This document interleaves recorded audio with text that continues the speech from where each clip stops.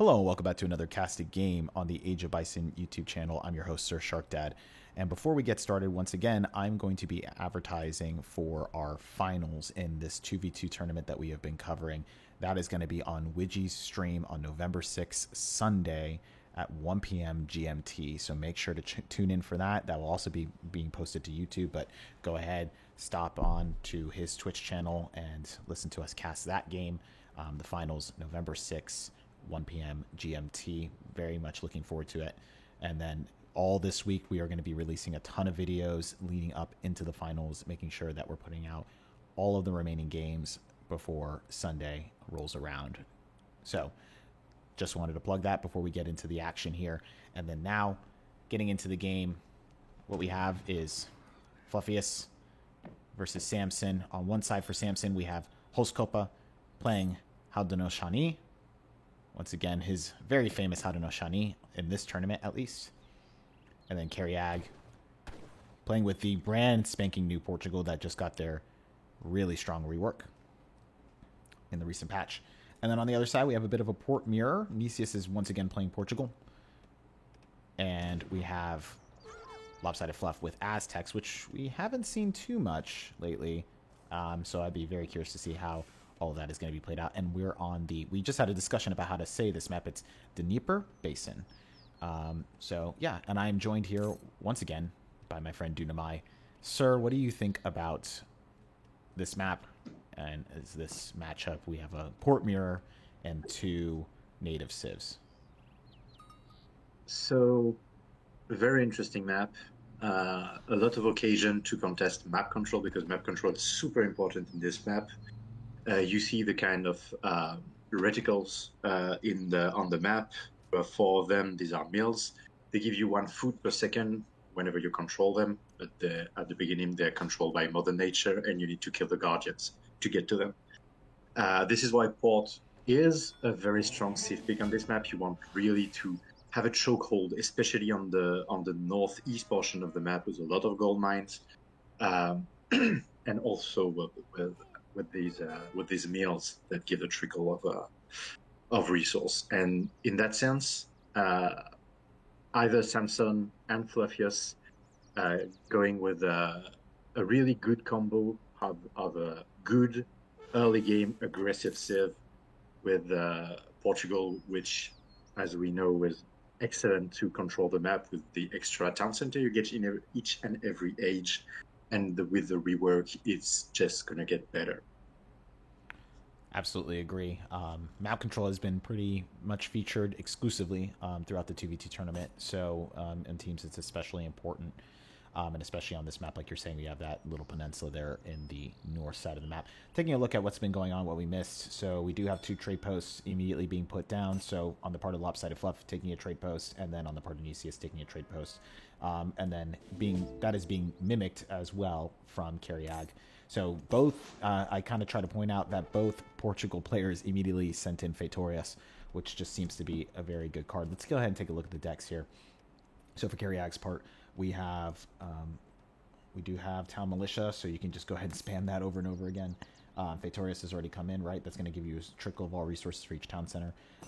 Estremos field guns, 1 field gun, 2 additional field guns in the Industrial Age and Imperial Age. Each good card here. You got the 3 organ gun cards, very popular, and a lot of H4 being played here. Range Finding, Order of Avis. These are all new cards here, and then standard stuff, right, for the factories, as well as Team Crates 1000 wood. So pretty interesting. Let's go ahead and take a look at Hoskopa, who is now going up with the Elder, and for Cariag going up with the Philosopher Prince. So for Hoskopa, once again, probably the same deck that we saw last time, where he was able to really both Cariag and Hoskopa were showing off a great deal of their micro in that fantastic fight last game. Mohawk support, Renegade French, one of my favorites, and once again, same deck, lots of resource cards, H4 options all around. Mm-hmm. Lopsided Fluff, taking a look. Lot of... Wow, this is interesting. Yeah, you got a lot of these upgrade cards. So, not only do they ship the units, but they also provide upgrades for those units.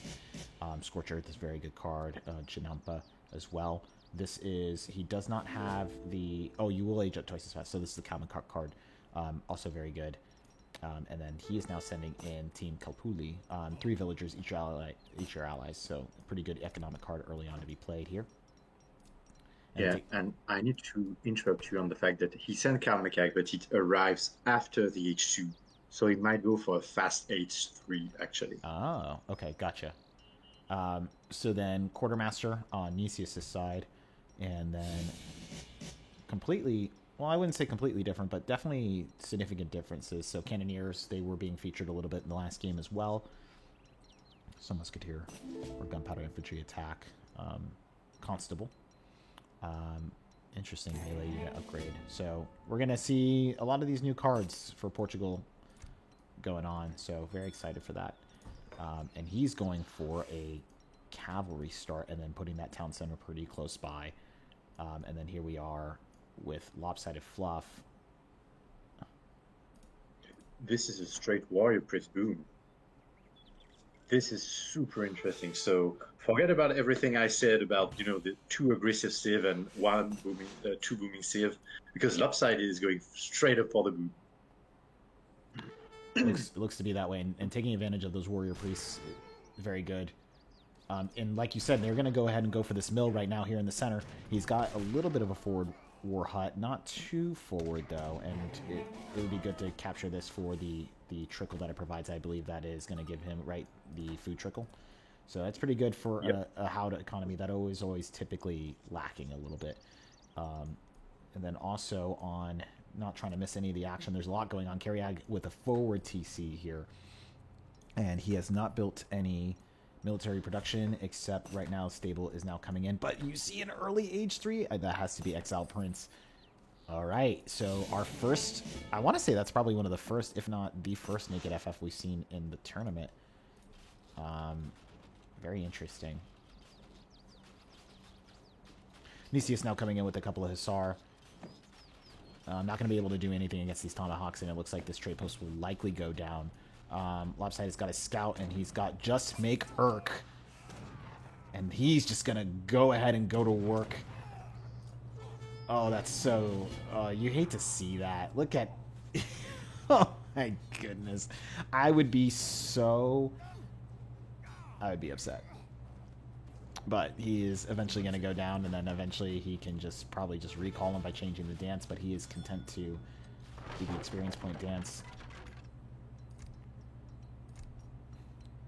Very interesting. So what does Cariag is going to do with this fast fortress? Yes. That is the big question. And I'm wondering, because they don't have... They get the 1 field gun, right? But they don't have like a 2 Falk card. So... You're right. However, do note that the organ guns have been buffed in the recent patch to have target locked. Okay. So if you go out of the range of the organ gun, it will not stop, which was, you know, one of the big weakness of the organ guns.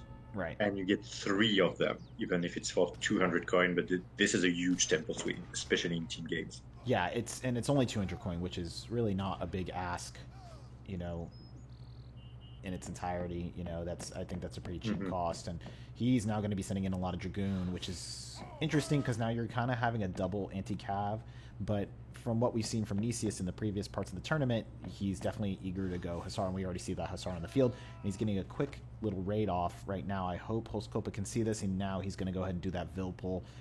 He did catch 1, and immediately Nicias is able to kind of jump in front. Some Dragoons now coming in from Cariag to hopefully stem the tide. Another 1 going down there. Let's take a look at his Vil count here. 23 now, trying to pull these guys back. Nicias now losing a couple, and an H3 coming in. So what are you thinking here? Like, it kind of, maybe Nicias and Lopsided Fluff had a particular plan coming into this, a certain tempo. You know they like to play at H2, but then when they see such a quick H3 going on, it looks like they needed to kind of like, or maybe he was only planning 5 Hussar, but it looks like now Nicias has now gone up. So you feel like that kind of changed a little bit of the thinking going into it? I mean, more often than not, when you go for a cav semi-FF, you don't really change your plan midway, because I feel like the opponent has kind of has to react to you because you're the first being the aggressor against the naked FF. And you kind of get the same benefits. So, in my humble opinion, the only difference is he'll get the artillery first if he does a naked FF. So maybe we should have seen a push from Holzkopper and Kariak with the 3 organ guns covered by, the Tomahawks. And this could have threatened Nicias, especially since as he goes H3 after, there's a TC wagon somewhere that's asking to be destroyed. Well, let's just kind of answering our questions too, because my response to that is that, like, yeah, like a nice FF timing attack would have been really good, especially for an Aztec player that seems to be content to do the Warrior Priest boom. And then you see they haven't scouted any of this. They have no idea what the Aztec player is doing right now. And then if we look on over their side, we can see for sure that this is, I mean, the ability for Aztec to turtle, although slightly nerfed in the previous patch, it's still extremely effective. I mean, this is over 3,000 health noble huts, and that's just going to be really difficult to crack. Mm-hmm. Do note that we have a double Dragoon composition. I was just about to ask, I'm like, okay, that's Nicias Dragoon, and then we have, the Eagle Runner Knights and Lopsided Fluff is a double Dragoon. Now, I understand Aztecs typically want to make Eagle Runner Knight. That's kind of your go-to. You can mono-comp those guys, but it is interesting to see that. And still more economic gathering cards coming in, and he's just here in this kind of little concentric part of the base, and that's it. Except extra TC going on and kind of like what you were pointing out, map control. Actually surprised none of the Portuguese player decided to go for this part of the map. Right, we have instead Holzkopper with a pretty cheeky war hut here, and he spots out these villagers here, right? And then a TC being put down right now. Let's go ahead and take a look at the center of the map, some of the action here. Even more infrastructure going up on the part of Holzkopper, another couple of war huts. And so it seems like they're trying to take the momentum in terms of having that forward base, which is what we've known Fluffiest to do instead. So this is kind of a different change of pace. But right now, surprised they're not pushing in because what they have is an extremely strong composition. Yeah. Within the 3 organ guns and one of the best goons in the game with one of the best curves in the game. To me, this is go time. Oh, absolutely. And they're probably waiting on Holzkopper to produce more Forest Prowlers just because they know that they can counter the Goons and the Eagle Runner Knights with the Forest Prowlers, and that's just going to be the go-to unit. Arrow Knights now going to work on the War Hut, and those guys are always so deadly to contend with. But you're right. I was going to say, don't these guys know that we have a game to cast? I would hope that they would have done their pushing a little bit sooner here. But now we're starting to see a little bit of the action. Dragoons are now going to go ahead and go at it, firing off at each other, and it just kind of seems it's a matchup that kind of cancels each other out. Needs to bring those Forest Prowlers forward. A lot of drag boxing back and forth right now.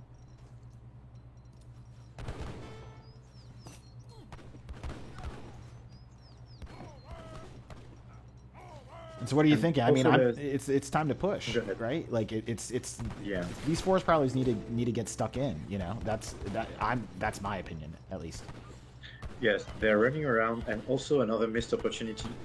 When they sieged on the northeast, the Arrow Knight were not there to contest the organ gun shipment. So they would have had, this huge opportunity to really do damage without being ever contested.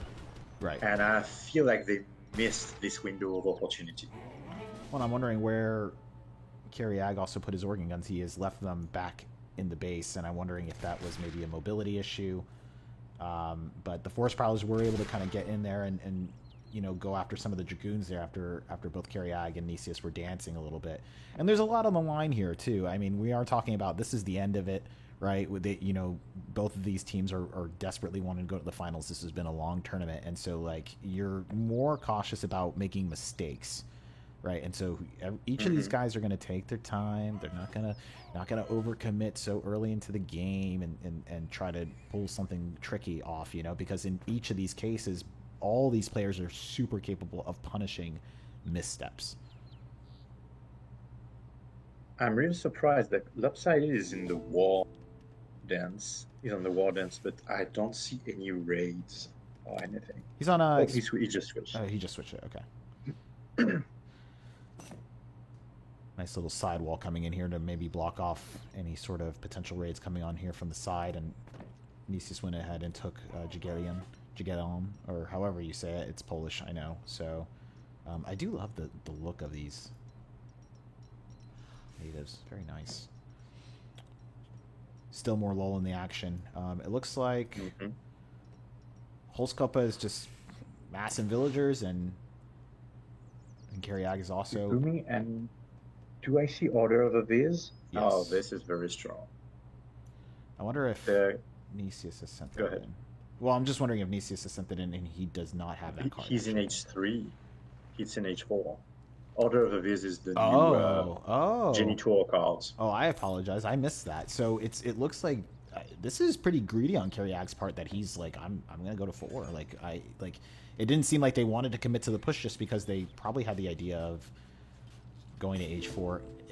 Man, I gotta tell you, Dynamite, that I hate Arrow Knights. I hate them. Oh, but go to the south. I think we are gonna have a pincer move with Aztec being here, but Nicias is on the south. And he's got a lot of organ guns, and those Force Prowlers are not going to be able to go toe-to-toe with them. He needs to pull those guys back. And the Dragoons are too far. They need to go back. Yeah, you're right. Like, oh, this is a bad engagement for him. It's a very bad engagement. He's just forgetting about the artillery.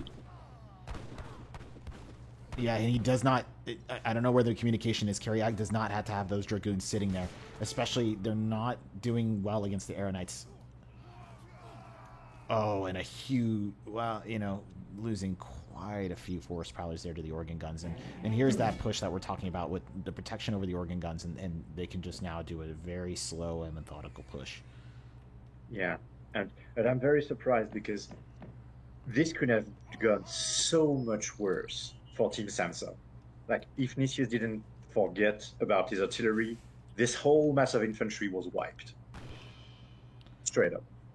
So they won't get lucky twice, I think. So they really need to find a way and kill these organ guns. And I think we might see Colovrins anytime soon. Yeah, I would even encourage maybe Holzkopf to go to age 4. Might as well take that time now, while there's still a lull in the action, and go ahead and get the light cannon, because we know that will be effective against a lot of this. And the only counter that they would have would be the Dragoons, and the Dragoons are not going to be able to kill these Forest Prowlers at all. So the key is getting at those organ guns. And also, good job on Lopsided Fluff to really put these Arrow Knights here, because the whole problem is the Arrow Knights lock Lopsided Fluff, Team Samson, to make that much Colovrins, because it's super hard to defend against the Arrow Knights. So they need Colovrins, because else they lose. But if they do Colovrins, they'll lose them to the Arrow Knights. Right. So this Arrow Knight platoon, I'd say, is really important right now in the game. Yeah, I could definitely see that Team Samson is starting to sweat just a little bit in regards to this slow push, and thinking to themselves, okay, we have this composition that we've invested in. We didn't really do much with it. And now I feel like they're kind of caught out in terms of this triangle of counters, so to speak. He did make Culverins, like you said.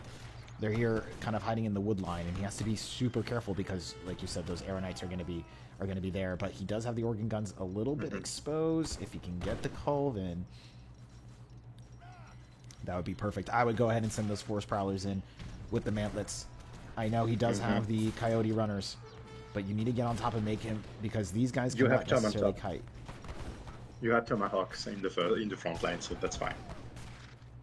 Nicias going ahead and pulling those forces back, not willing to commit to that fight, and also tons of villagers here trying to take up that middle coin mine. They have already sucked dry all of the coin, and we can already look at the villager counts here. Holzkopf with only 40, but then you have Kariag sporting almost 70, and then Nicias with 81. So just the power of the multiple TC boom.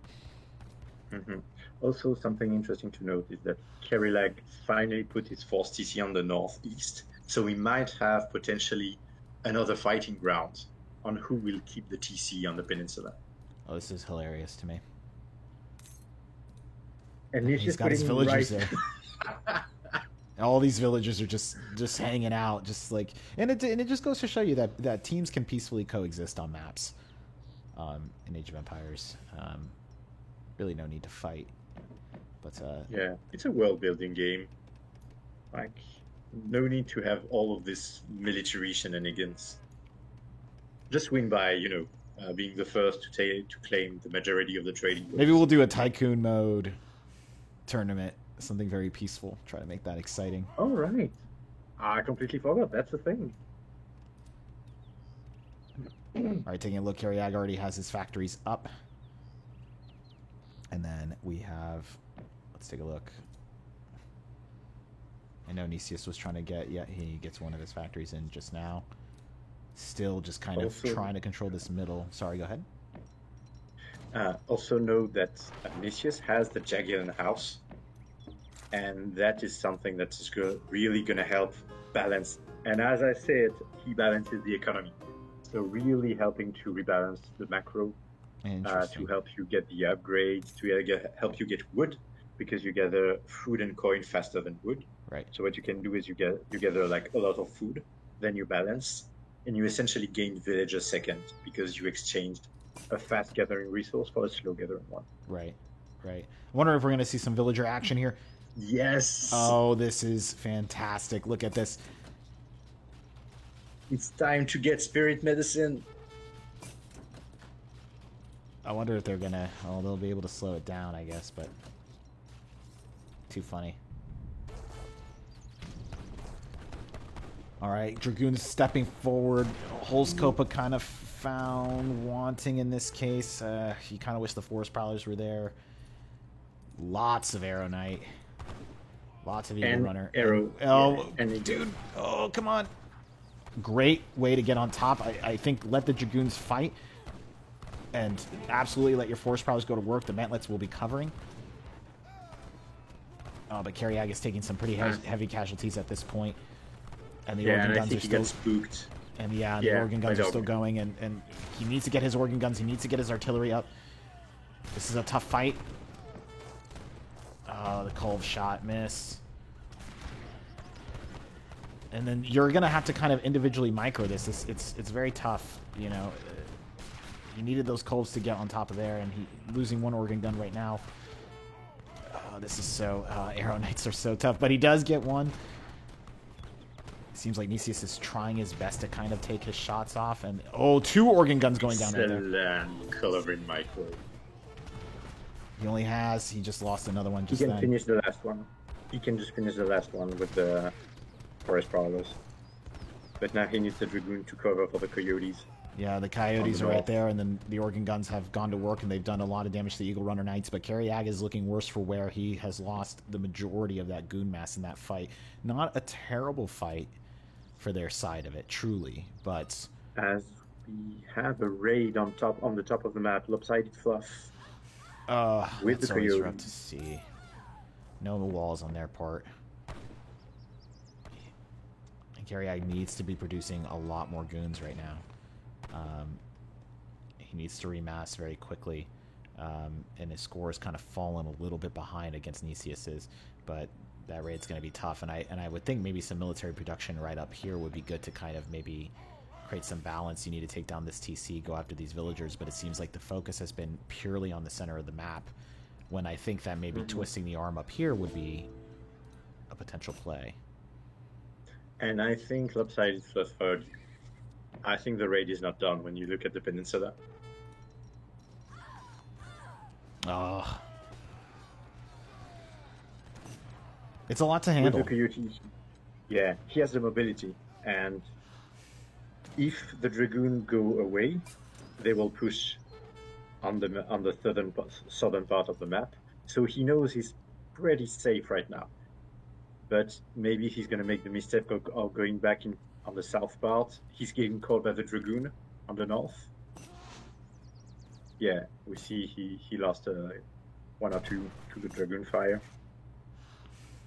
And once again, he's just going ahead and slow pushing with the Organ guns. I don't know exactly what Team Samson has in their back pocket here. I think Age 4 needs to be the thing to do on the part of Holskopa. I think another kind of artillery unit, the light cannons, to kind of help with the Kolv, to kind of take a lot of the pressure off Carry Ag is going to be necessary here. And he does have quite a few villagers dancing right now, but definitely not enough on coin. 25 dancing, actually, to develop Travois. So something that I think Kariag has in his deck that I would really like to see is the Constable card. Because right now, imagine having 10 spies behind this artillery mass, ready to pop at any moment, whenever they are a bit far away from any covering fire. That would be huge. Or when the Coyotes the Coyotes immediately got onto the Forest Prowlers on the side there on that left flank, and then you had the Arrow Knights just absolutely rip apart those Culverin, and it looks like Team Samson's now going to be on the back foot. Nicias is going to continue to push in with these Dragoons. Organ guns are still firing away, and they're going to need to remass very quickly, and they're going to need to do a lot of work in order to really kind of cull these numbers. But I don't know, maybe the raids have finally gotten to him, and I don't know what they're going to do. I don't know if necessarily Nicias can end this, but we're looking at 3-4 unit compositions right now, and it's tough to deal with. Organ Gun's probably going to go down here to Dragoon Fire. That's probably what he needed to be doing the whole time. These Eagle Runner Knights are very good, but Forest Prowlers are not going to go ahead and pick those up.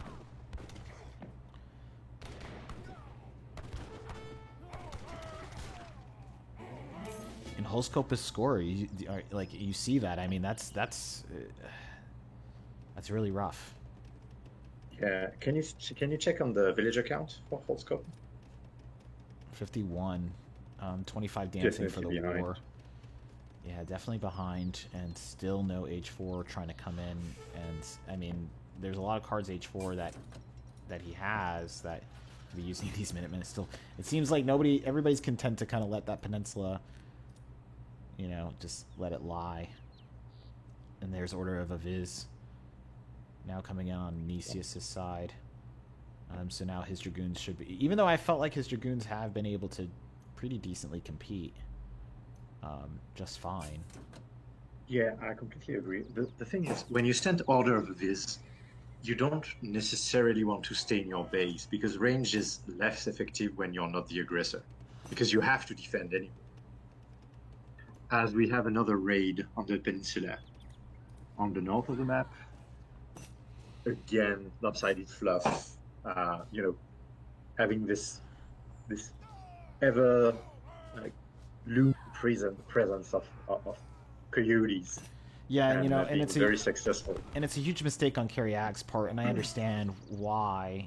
You choose what you choose to do, right? And it's a big map to handle. There's a lot to manage with these games going on. There's a lot of stress, but this is now the second or third raid, and you have not opted to kind of put any sort of defenses there. But now he's looking to respond in kind. Those Dragoons getting awfully close, and then going in and taking out 2 Organ Guns. Very good move on his part. Forest Prowler's now stepping up into the center of it and trying to get after these Dragoons. More Kolv coming in. Too bad. I thought he was gonna dive the artillery, but he won't. These Eagle Runner Knights fire rate is insane to look at, and they are being distracted right now as Coyote Runners are now just absolutely ripping apart this Forest Prowler mass, and he's not going to have necessarily the economy to really replace it, essentially. And this is a game that's really just going to lopsided fluffs, his micro and his ability to kind of understand exactly what his unit composition needs to be. He has a few Eagle Runner Knights, right? He's got a few Arrow Knights, and then he goes for the third composition with the Coyote Runners. And while Kariag is distracted, going toe-to-toe with the Eagle Runner Knights, he just goes ahead and does a switch. Mm-hmm. And again, as you said, this is also a game of a mirror and 2 different flanks. And right now, Holtzkopf is slowly beginning to crack under the pressure of the other flank, because the two will have the dragoons and artillery, and it's up to the two natives to really make something happen. Right. And it's much harder to make something happen with just pure skirmisher than with the composition that Lopsided Fluff has, because he can siege, he can raid, he can be everywhere on the map. Oh no, here it is. Oh. Step right into the organ guns, and yeah, it is up to the two different native civs to kind of make the play happen. And it just seems to me that with the raids and just the kind of evenly matched fights, they're slowly grinding away, and it just kind of exposes the weakness of the Haud economy when compared to the Aztecs. And even unit composition, how easily Lopsided Fluff was able to kind of field a 3 to 4 unit composition, whereas the Haud have had to essentially monocomp into this. And how is he going to make Kanya to get on top of the Arrow Knights? How is he gonna and here we go again, hand cavalry coming in. And magnificent micro on part of Nicius to really obliterate these artillery, and I think that's the game. This was the last answer. Team Samson. Yep. And there's the GG now being called by Carey, and then there it is. Finally, the 2 surrenders, and how many organ guns, at the end of this. 10 marching through, and we saw how many he had used and how many had kind of perished in those fights, and how much they were relied upon, to make that happen. What are your initial thoughts coming away with this? First of all, I think I would lie if I say I didn't like the artillery salvo. That was beautiful. Oh yeah, absolutely. Like, AoE 2 has these huge moment when you crush archer masses with on-edge shot. We have those with the organ gun killing skirmishers, and that's always a pleasure. That's always a pleasure to watch, and really interesting because I think Holtzkopf decided to go for I want to take the map. I want to be present. I want to do something looks like a 1v1 hard rush, but a bit more tame as we're in 2v2, especially with the port on his flank, and. Just Lopsided Fluff decided to own the fact that he was in team game. Just boom, just make nothing but military, nothing but economy and defense. And then when I'm, strong enough, I'll be the one that's just spamming ERK and Arrow Knights left and right. And I think Lopsided Fluff,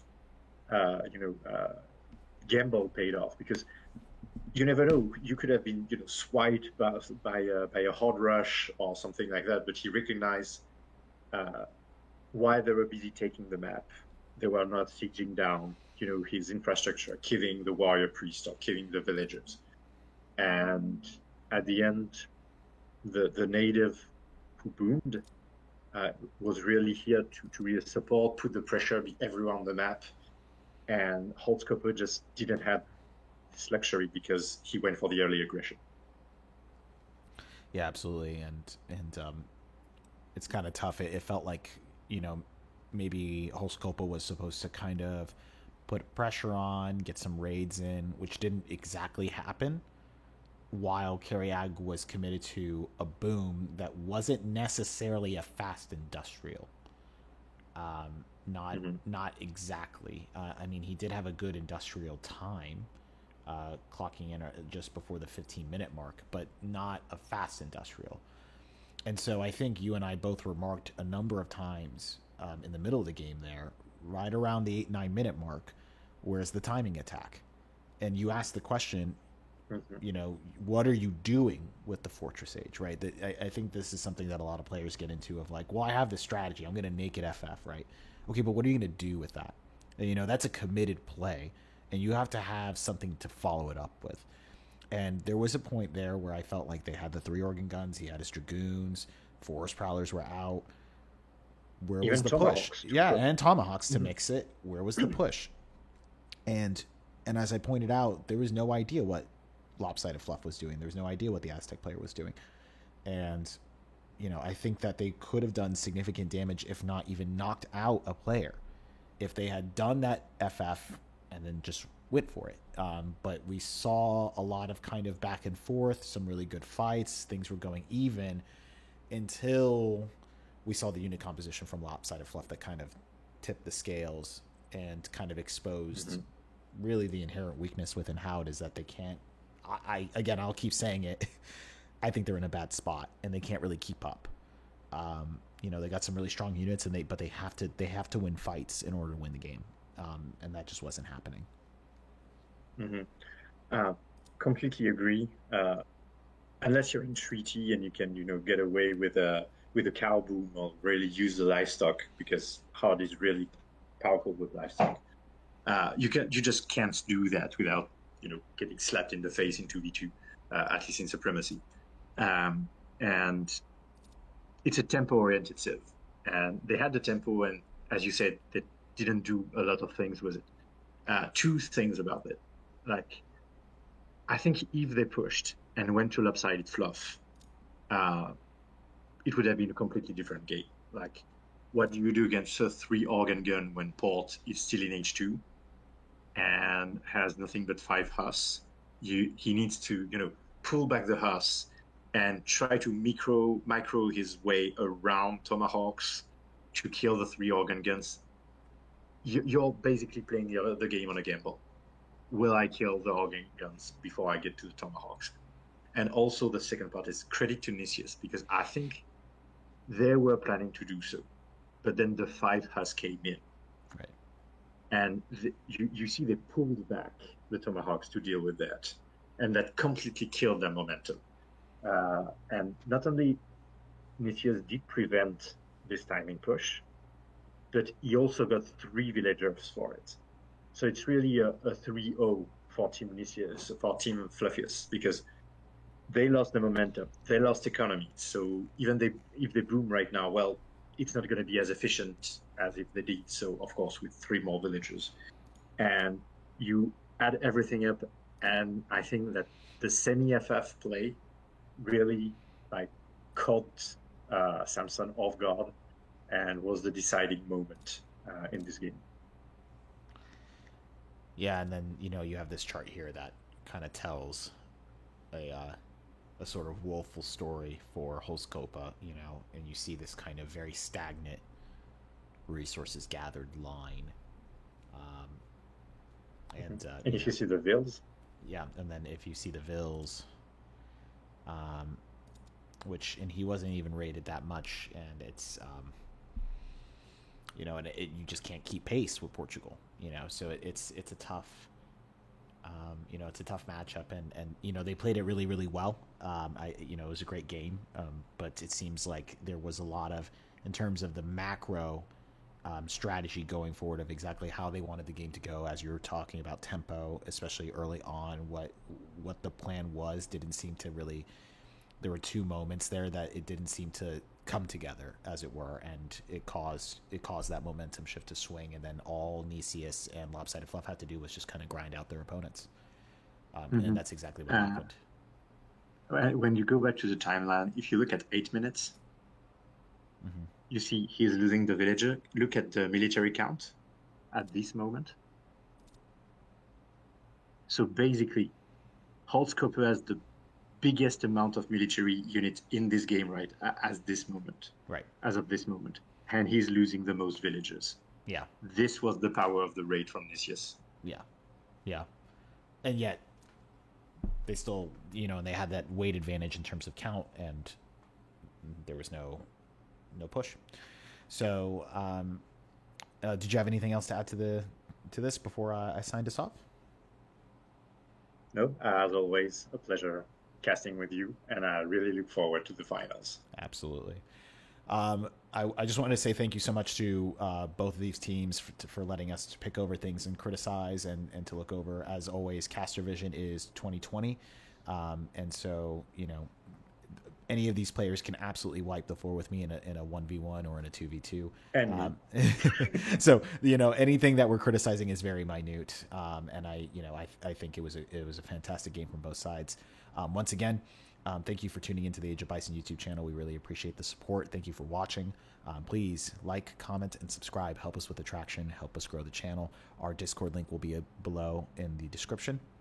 And once again, just wanted to plug for our final that's coming up, the best of 5 between the last 2 sets of teams for our 2v2 tournament. That will be on Twitch under Widgie's Twitch channel. He will be helping us cast the finals this Sunday, November 6th at 1 p.m. GMT. Please be there and enjoy the games. Thank you so much, everybody, and have a fantastic day.